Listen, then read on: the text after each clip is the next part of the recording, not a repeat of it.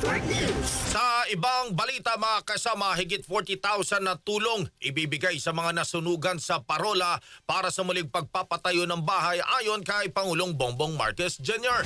Kasama natin live via Zoom si Radyoman Chanel Salazar. RMN Live Reports.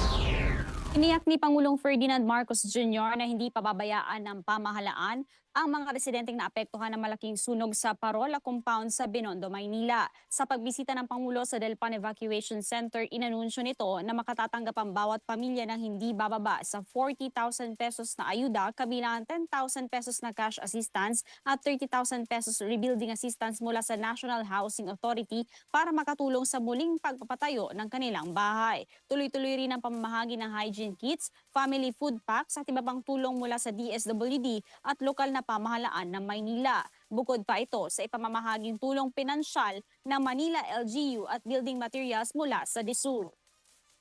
Sana po ay kahit na medyo mahirap ngayon, asahan ko ninyo, hindi po aalis ang pamahalaan, hindi po aalis ang DSWD, hindi po aalis ang lungsod ng Maynila, dito po si John May, at hindi po aalis hanggang kayo ay handa nang makauwi ulit at mamuhay ulit ng normal. Nandito lang po kami.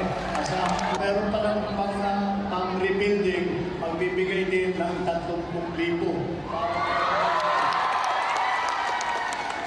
para pambili ninyo ng gamit para hindi na lang mapagpatayo ulit kayo ng inyong tirahan.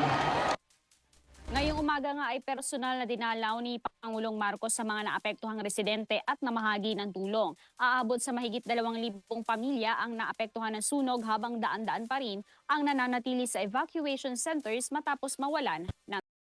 Kasama mo sa DZXL RMN Manila, Radyoman Chanel Salazar, Tatak RMN. RMN Network News.